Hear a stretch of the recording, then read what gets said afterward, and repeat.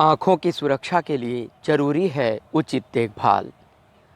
Technology के ज़माने में अपने शरीर के अंगों के प्रति लापरवाही आम बात है, पर ध्यान रहे आँखों की सेहत के लिए योग्य चिकित्सक से सलाह व चिकित्सा जरूरी है। आई केयर सेंटर असुरन मेडिकल रोड पर शिव मंदिर के पास गैलेक्सी कंपाउंड में अपने विश्वसनीय नेत्र रोग विशेषज्ञ डॉक्टर अनूप श्रीवास्तव से मिलिए। डॉक्टर अनूप के आई केयर सेंटर में आँखों के पावर की जांच आधुनिक जापानी कंप्यूटर द्वारा किया जाता है।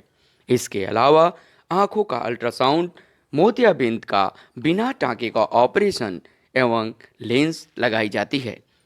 नासूर हो, पलक हो, मोतियाबिंद, समलबाई का भी ऑपरेशन यहाँ सहजतापूर्वक किया जाता है। साथ ही कॉन्टैक्ट लेंस लगाए जाते हैं। शिशु एवं बच्चों की आँखों की यहाँ जांच सहजतापूर्वक की जाती है। तो आँखों की सुरक्षा के लिए डॉक्टर अनूप श्रीवास्तव से मिलिए।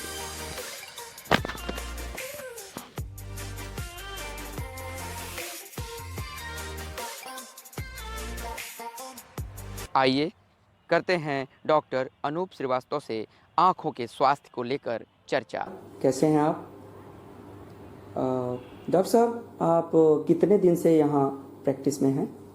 मैं यहाँ गोरखपुर में लगभग 15 साल से गोरखपुर की जनता की सेवा कर रहा हूँ। जी, अच्छा, ये जो आई केयर सेंटर है, यहाँ क्या क्या सुविधाएं हैं अभी? यहाँ सारी सुविधाएं आँखों की जांच के लिए, जी, ऑपरेशन के लिए उपलब्ध हैं।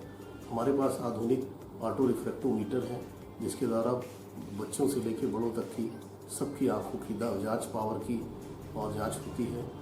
और समलवाई की जांच के लिए हमारे पास आधुनिक जापानी नॉन कॉन्टैक्ट टोनोमीटर है, जिसके द्वारा आँखों की जांच की जाती है।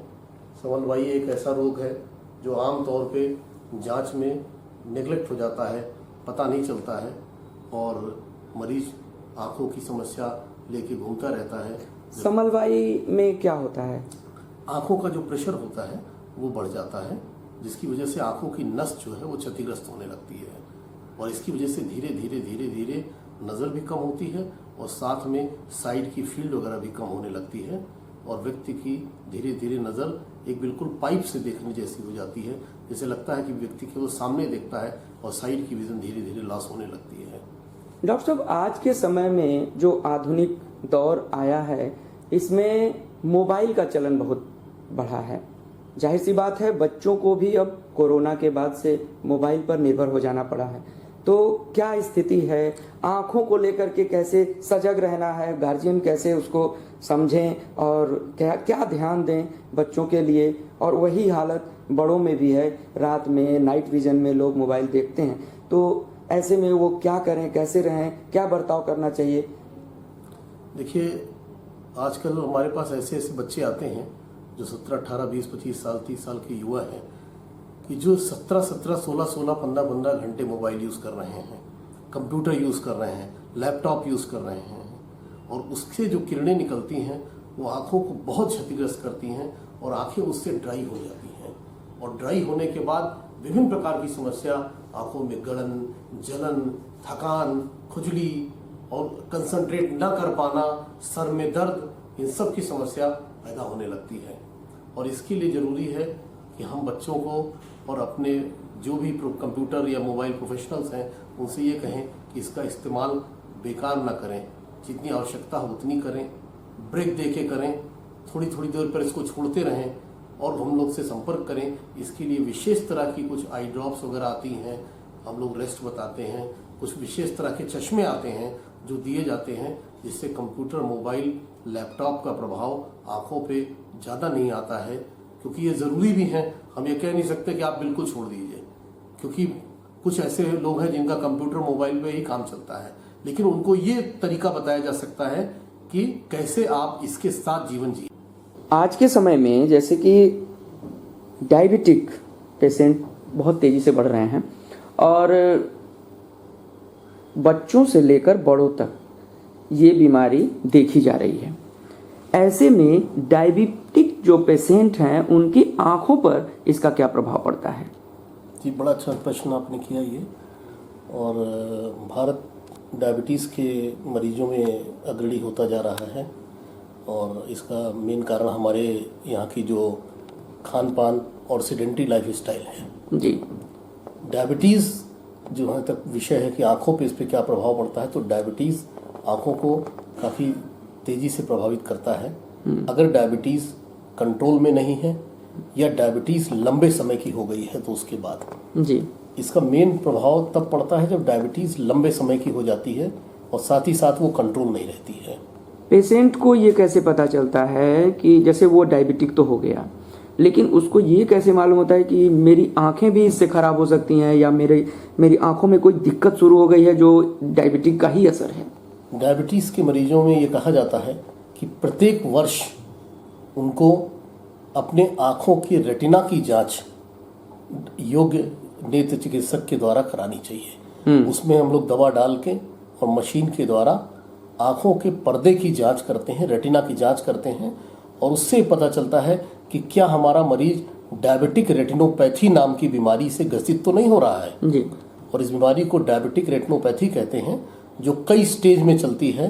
प्रारंभिक लक्षण होते हैं, उसके बाद धीरे धीरे वो बढ़ती चली जाती है। वो प्रारंभिक लक्षण क्या है? प्रारंभिक लक्षण के रूप में जैसे सामने आंखों के सामने तैरता हुआ दिखाई देना, कभी कभी बिना किसी लक्षण के आंख के पर्दे में चेंजेस आने लगते हैं, और आंखों की रोशनी का कम होना, ये कभी धुंधला दिखना, कभी साफ दिखना, ये सब डायबिटीज़ की वजह से होते हैं।